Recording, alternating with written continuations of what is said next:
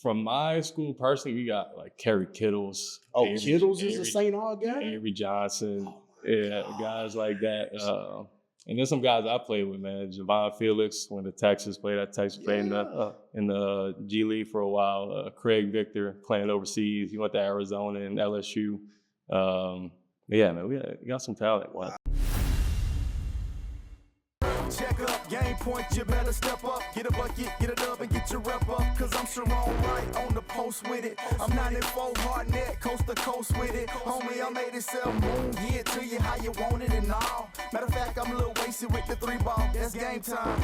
You a bucket, we the same kind. Black Larry, Doc, and J Lil with the hang time. Hey, listen, man, that man don't press me. I run our test beats. I split your double team and dunk on your bestie. I score with them Nets, Petrovic, I Wayne Gretzky. Just go on my dog, I'm irritated, scratch a pit beat. Man, I'm where the players, I show love and they get peace. 20 of them, plenty of them, lemon pepper wet, please. Making John Jamallas hit the gym and holler door. Them boys that run and shoot them out the bridge, you better do it, bro. They better do it. We pull up in the bucket to get buckets. I pull up on that boy and I say bam. I double dribble with my band of brothers. In every gym we ball above the rim. We pull up in the bucket to get buckets. I pull up on that boy and I say bam. I double dribble with my band of brothers. In every gym we ball above the rim. Coach, we want to thank you for taking time. Yeah, man, I appreciate y'all for having me. Yeah, for sure. I mean, I know this is a super busy time of year, you know, holidays and then getting in the region play. Yeah. So we really appreciate you sitting down with us. Thank you.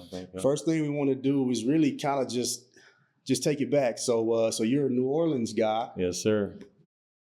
Born and raised New Orleans, yeah. Take us back to New Orleans, man. What's that like growing up in New Orleans? New Orleans is different, man. It's different from any other place in America for sure. Yeah. Just the culture down there is a lot different. I mean, obviously the food, music. Best food in the world. Definitely. Man. It's just something I miss a lot. Man. Outside of family, man, the food is definitely what I miss more than anything. But yeah, it's just a different place, man. Have y'all been before? Yeah, I have been a couple times. And, you know, with me going to college out in Houston, we made a trip or two to New Orleans just to kind of hang out on the weekends.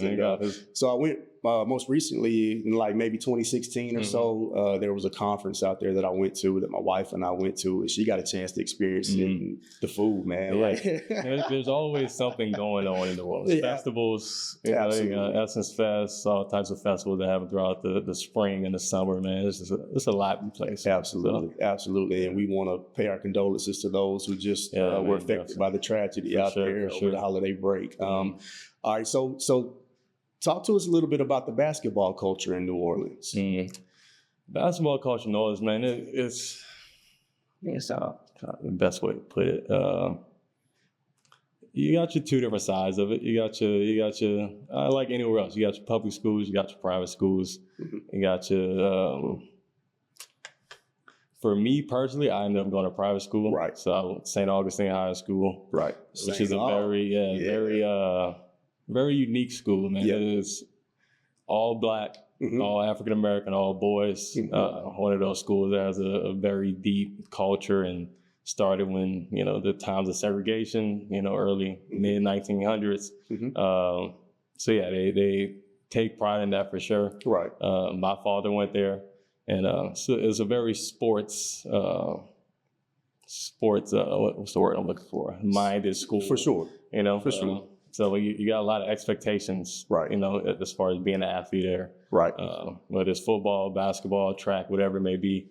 And then I think New Orleans basketball is underrated as far as just the entire culture down there. I think you got a lot of kids that are, you know, overlooked that are in New Orleans. We got a kid that I coached when I was actually coaching at St. Augustine. Is the number 2 scorer in the country right now, Gerard Pierre, man. Shout out to him. But yeah, man, doing big things. Got a lot of talent that comes out of New Orleans. For sure. So I had a teammate in college at Rice who actually was from Louisiana, played at Alexandria. And I know they won like the 5A state championship his senior year. And coming in, that was one of the things he kind of talked about even back then. He was like, man, we get overlooked in Louisiana. Yeah, he's like, for sure. Like, we can hoop, man. Like, we can play. Yeah, man. And so, and so I started to think about, like, guys from Louisiana, not necessarily New Orleans. You would know those names better than I would, but think about like Slidell with Chris Duhon and guys like that. So there's some talent. Tell us about some of those guys, bigger name guys maybe that people may have heard of coming out of New Orleans. So from my school personally, we got like Kerry Kittles. Kittles is a St. Aug guy? Avery Johnson. Guys like that. And then some guys I played with, man. Javon Felix went to Texas, played at Texas, played in the G League for a while. Craig Victor playing overseas. He went to Arizona and LSU. Man, we got some talent. Wow. So, fun fact. So Avery Johnson actually was really good friends with my college coach. Oh, yeah. So Avery, he came to practice a couple times and spoke to us. He is the countryest Louisiana. Yeah, he is. He really is, man. He really is country. Great dude, man. And I'm not sure if he was born and raised in New Orleans. Right. I'm not sure. I got you. Maybe an import. Yeah, I got you. Yeah, he definitely got more of a country accent than you would hear in New Orleans. And see, so one of the things that I really love about New Orleans is the New Orleans accent. Mm-hmm. And so I guess technically, what is it, Creole? Do they call it? Is the accent Creole? Cajun accent, I know the food is Creole. I guess that's what they say, a little Cajun accent. And that's heavy, French influence? Like heavy French influence in New Orleans? Okay. Yeah. Got a lot of slang that's kind of derived from French slang. I got you. But people always mess with me. They say, you don't sound like you're from New Orleans. You don't really. Yeah, you don't really. And so I think I lost a lot of my accent when I went away to college. Right. Because I had people messing with me about how I sounded, wasn't pronouncing words correctly, correctly, whatever. So I got to change, try to talk more, I guess, appropriate. Man, I guess don't lose it completely. Nah, it's such a cool, sound, man. It come out when how people have accents and they mad or they say something and they really into it. It come out a little bit. Yeah, I think that's when you hear it the most from me. For sure. Okay, so you talk about going off to college. So after St. Aug, you go to University of Richmond. Yep. Talk to us about that experience. Well, I mean, I love Richmond, man. It's a good college town, good place to be. I had a few. For me, it came down to Tulane, UTEP, and Richmond. Okay. My last three schools that it came down to. And Tulane, it was nothing against Tulane. I just didn't want to stay home. Understood. I kind of wanted the experience. Understood. I kind of encourage any kid who's going to play in college. Everybody's situation is different, but if you go experience, life outside your state where you grew up, go do that, man, because it'll help you grow. Absolutely. A lot. You'll meet a lot of people you wouldn't have met before. Not that you wouldn't if you stayed at home, but you kind of able to grow a little bit more. Mm-hmm. Right, kind of being away from family, trying to figure things out, outside of the state. So, that's why I didn't end up going to Tulane. UTEP.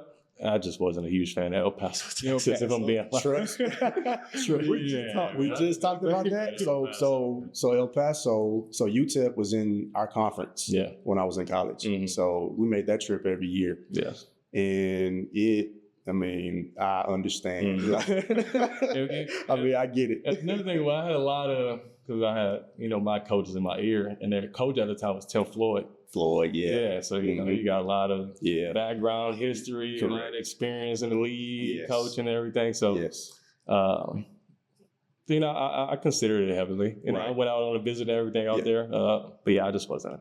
I'm sure there's great people out there. I just wasn't a huge fan of the El Paso. Texas area, I get it. But I get it. I ended up going out to Richmond because I had a coach from Tulane that was recruiting me who ended up getting a job out in Richmond. So he put me on that radar, named Kim Lewis. Shout out to Kim Lewis. Yeah, Kim. Yeah. Mm-hmm. He put me on that radar, man, and me and him had always been close since, he recruited me since I was 14, 15 years old, man. So, awesome. I appreciate him for that opportunity. Absolutely. He's definitely helped me out a lot. Yeah. Whether it's for sure. college or, professional life after college. Absolutely. That's awesome. Yeah. That's awesome. Kim Lewis at Mercer? Kim Lewis was at Mercer. Yes. Kim Lewis was at Mercer, it's crazy how small of a world it really is in the 6 degrees of separation, they say. So Kim was a teammate at Tulane with a guy who coached me at Rice. Oh, okay. They're really good boys. And so when Kim first got here with the Mercer job, Carlin Hartman is the guy who's now associate head coach at Florida. Yeah. Had played at Tulane with Kim, and he told me, he said, "Hey man, my guy's coming to town. I need you to take care of him, look out for him." And so, yeah, man, Kim's a good dude, man. Yeah, I definitely appreciate him. Appreciate y'all. Yeah, absolutely. Yeah, absolutely. And so it's interesting. People don't know this, but so Kim reached out to me. I reached out to Kim, rather, when the Mount DeSales search opened up prior to you getting the job. And I said, "Hey, man, we're looking. If you know of anyone who may be interested." And so he said, instantly, there was no hesitation, "I got a guy." He said, "I got your guy." Guy in New Orleans, looking to become a head coach and played at Richmond, and so that's how we connected. And you ended up coming here to our home and to my alma mater, and doing a really good job, man. I think you're doing a really good job. It's been a process for sure. It always is. I mean, it always is, and it's always tougher, I feel like, when you're trying to do things the right way. You know what I mean? And when you're trying to instill culture and build habits that, kids aren't used to. And especially, a lot of kids here in the Macon basketball community. I mean, you bring an outsider's view to it. And a higher level, that was the thing with me. Like, when I was coaching on the high school level, you try to bring that college level approach to it, and that can shock some people at times, you know what I mean? And so for them to get used to that, but I think you're doing a really good job. I appreciate it. And I obviously, I stay locked into this program because it's home for me, even though my son played at a rival.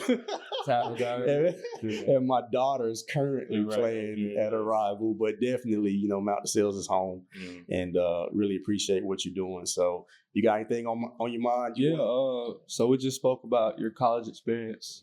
What kind of introduced you to the sport of basketball, early memories? My dad, man, he kind of forced me into it. I'm not gonna lie. I remember my first year playing basketball, and my dad was one of my coaches. It was kind of like a park ball, recreational ball.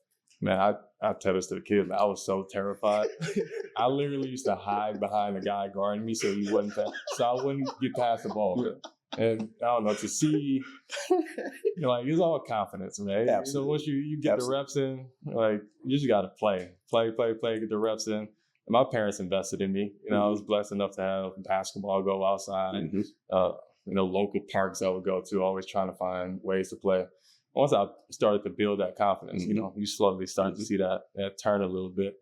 But yeah, it was a rough start for me. I was kind of forced into it because my dad's tall. He's 6'5", I'm 5'10". They knew I was going to be a pretty good. Absolutely. I started off with baseball and football. But yeah, once I got the feel for it, once I got a little confidence, man, you could see the table start to turn a little bit. It started to click for me. And I think I probably started to get a little better 11, 12 years old, around that age.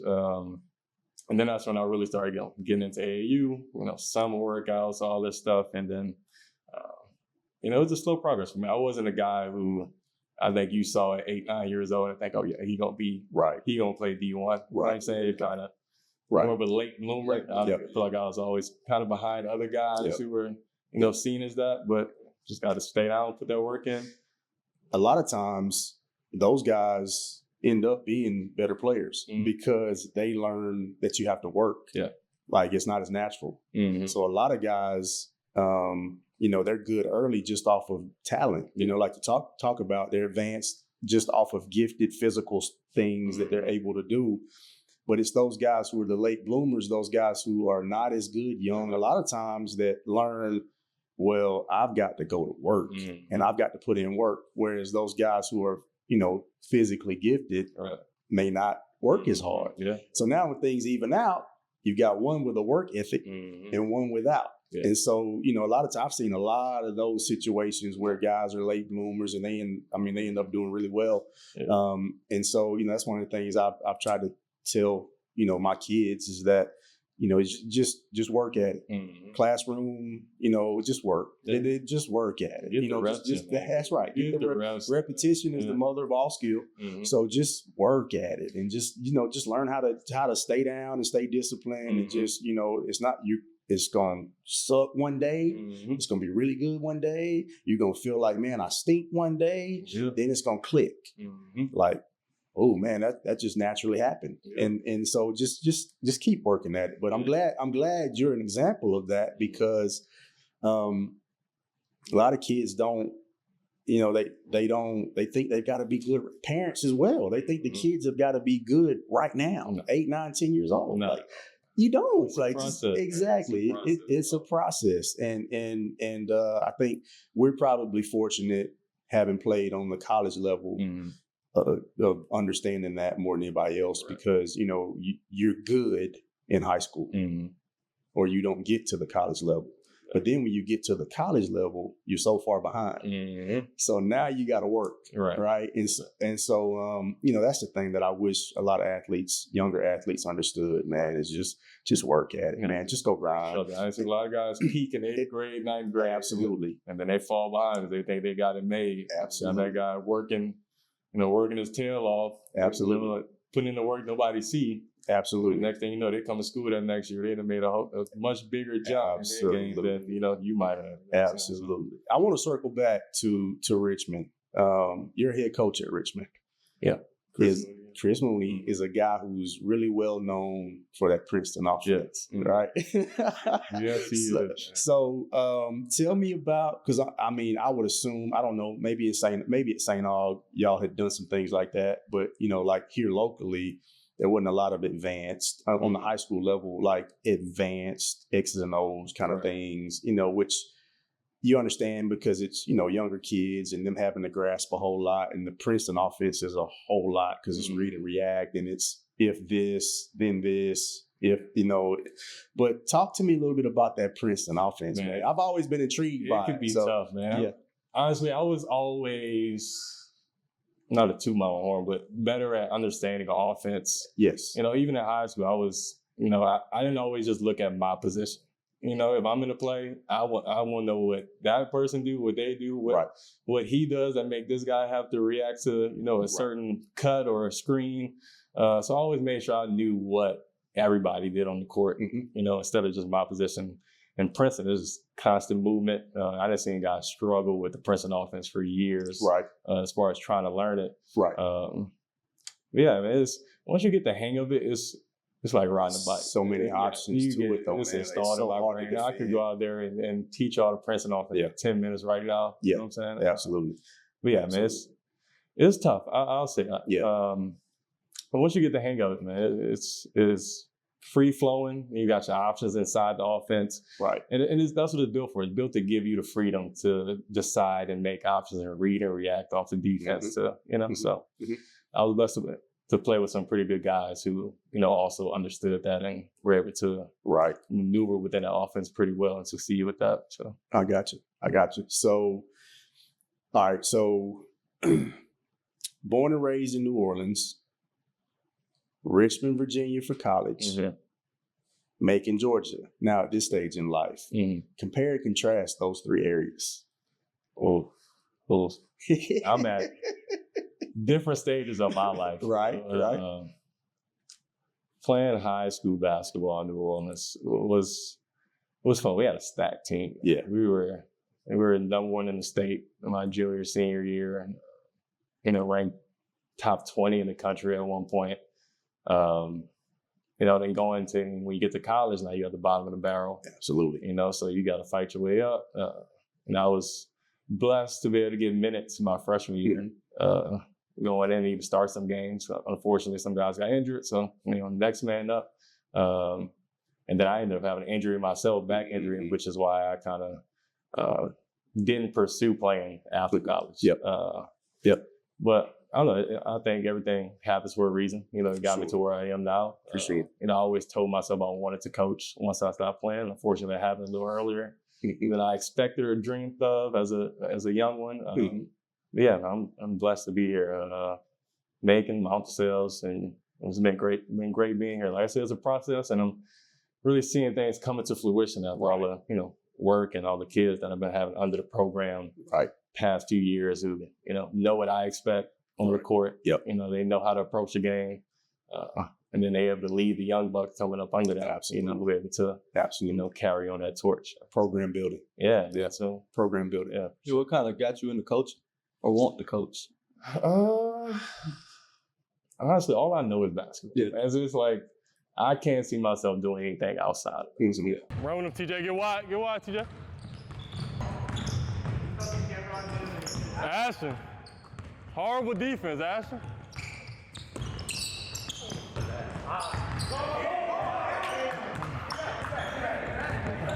Cam, why stop? Keep playing. Finish, get fast. You gotta drop, Alex, gotta drop. Travel again. Hey, you only get 2, my boy. I only get 2. Good rebound, TJ. Let's go, Kadasha.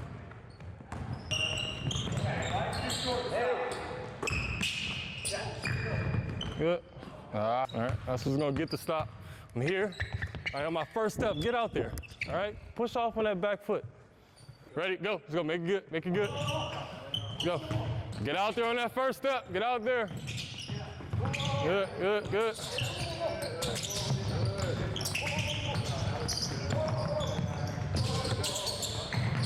Good. Give each other some space. Give each other some space.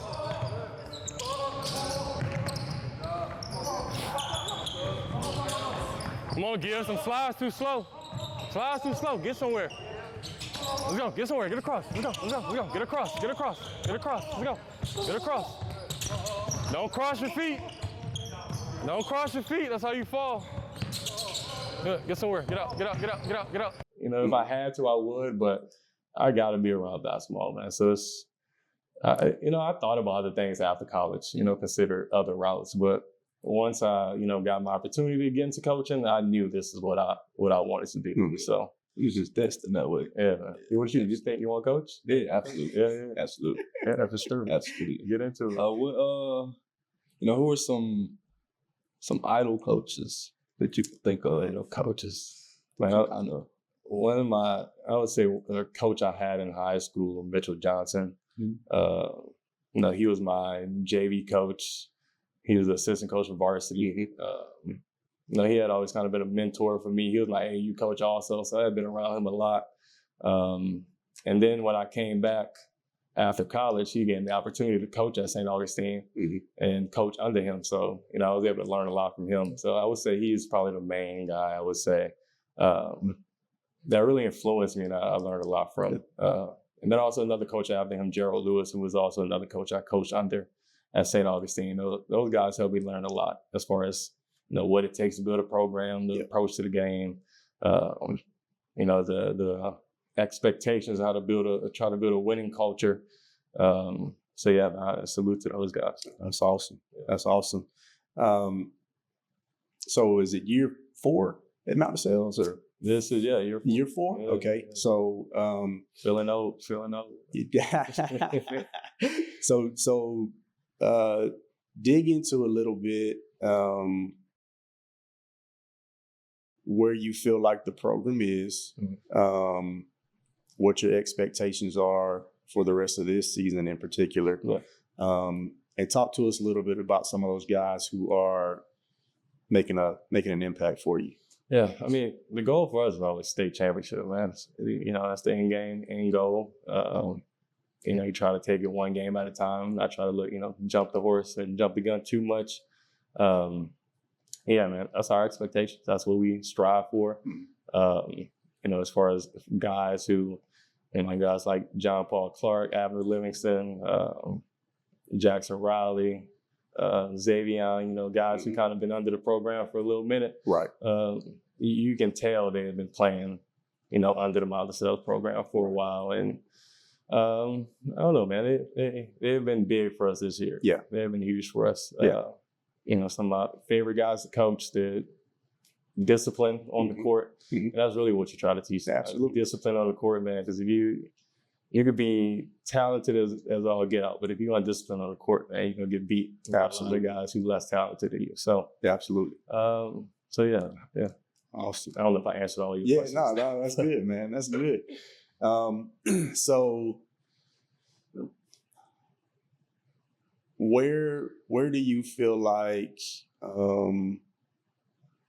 being an outsider, right, coming into the Macon basketball culture, where do you feel like it can grow? In Macon, that's deep. Take your time with it. Yeah. I mean, because, obviously you've seen, New Orleans is a metro area. Mm-hmm. You've seen basketball there. Richmond is basically a metro area. Yeah. You've seen basketball there. Mm-hmm. Macon is not, right. But we're close to Atlanta. So you know what that Atlanta scene looks like.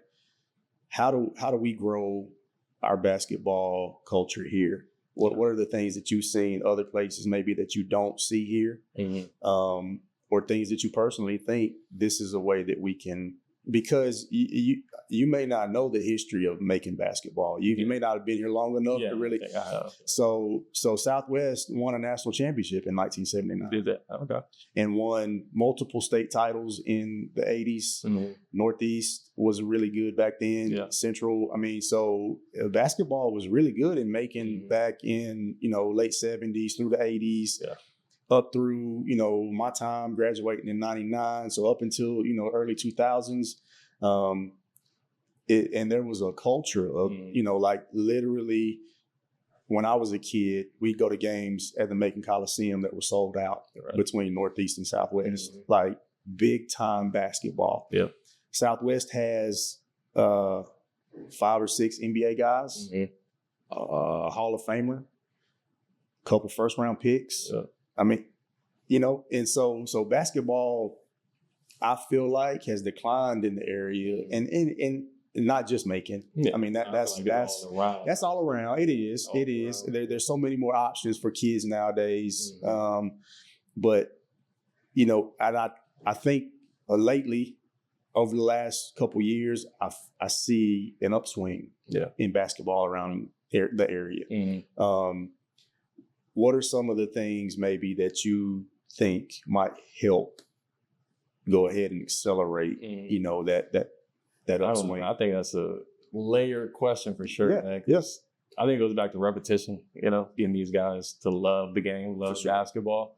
A couple of years ago, I asked my guys, how many of y'all want to play in college? No hands would go up. Right. You know what I'm saying? Right.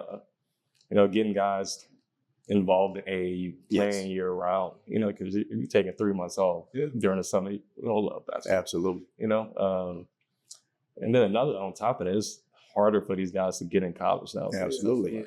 Portal, COVID years. It feels like it's so much harder for these guys to get in college. And I think that it kills some of their drive and strive for that. You know what I'm saying? Yeah.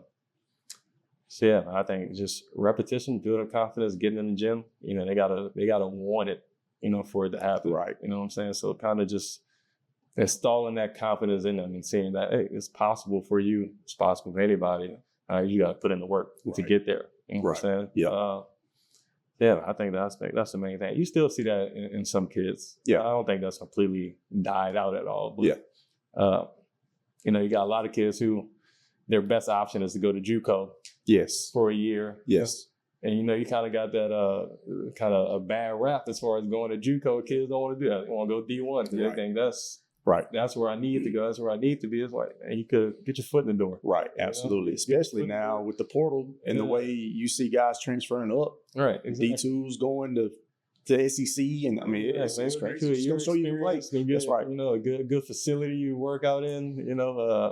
And just build that confidence playing against guys who are also striving for that. Absolutely.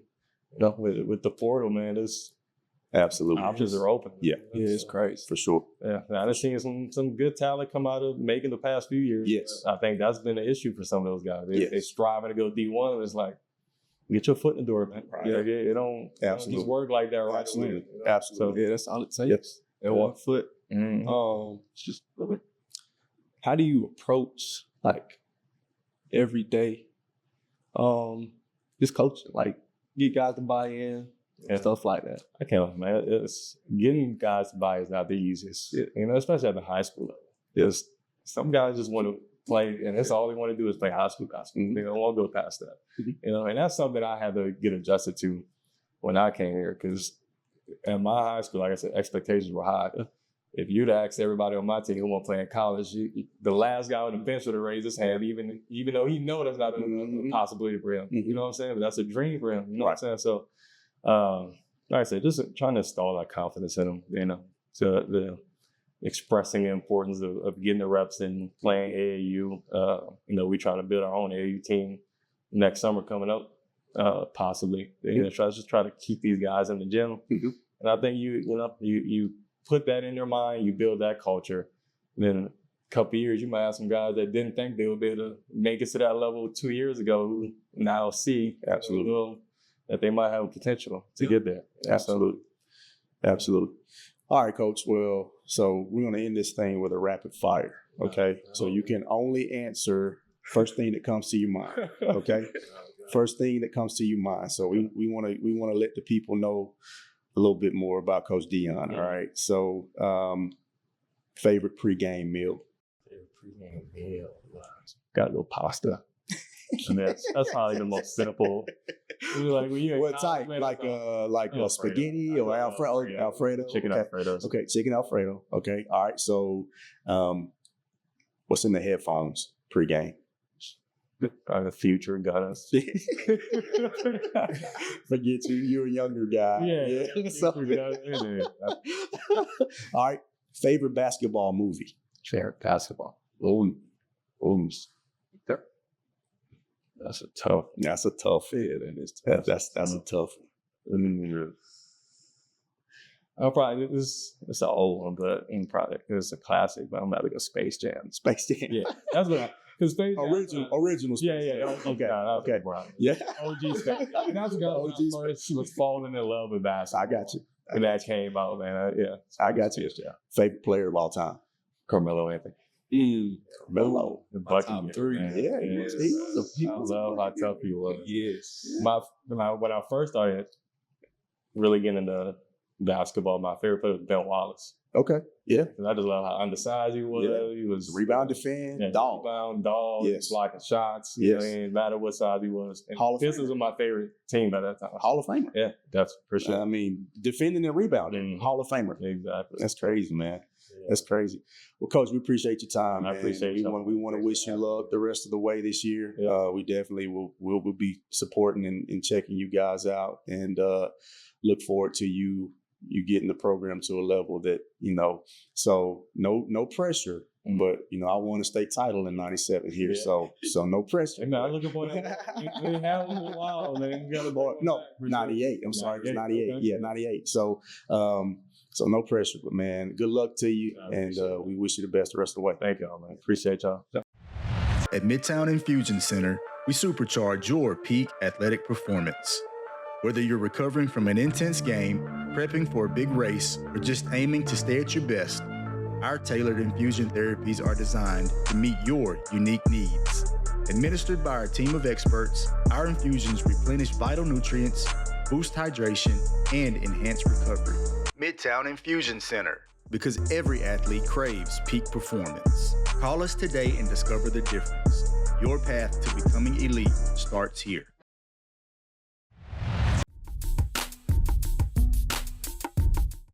Senior? Yes. Senior year? You played all four? Yes, I played all. Okay. What kind of like progression have you seen through the 4 years, like personally and as a team or a program? Well, personally, my sophomore year, I tore my ACL, dislocated patella. I think that was a big setback, but I think it also shaped who I was as a player because, staying in the gym was important for me, making sure I got up form shots. That made me a way better shooter today. Like, even region, they view me as the shooter. So, yeah, absolutely. But I think as a team, I think it was good. Like Coach Taylor, me being a freshman his first year, this is kind of like the full cycle. Yeah. So I get kind of see how like we develop as a team, how he develops as a coach. Yeah. I think going into my senior year, I think especially with like the starting five, playing with them all 4 years, it kind of gives like a certain chemistry that we see on the court. That's important. It's absolutely very important. Absolutely. Yeah. What were some of your personal goals going into this season? So obviously the main goal was the 3-point record, 55. Mm-hmm. But I think I'm somewhere around there. I think Kobe has. I think Kobe has it, but I might be second. So yeah, don't break my record. Come on, about 18 away. Don't break my record. Oh yeah, you got that. Yeah, you got that. Yeah. But now I think the main thing is seeing what I can do to put wins on the record. Yeah. Not too successful this season last year. Yeah. Definitely could have improved. Yeah. But I think we started out 7-0. Mm-hmm. I think making sure that we stay disciplined, make sure we're doing the right things going in the region. Yeah, absolutely. So what?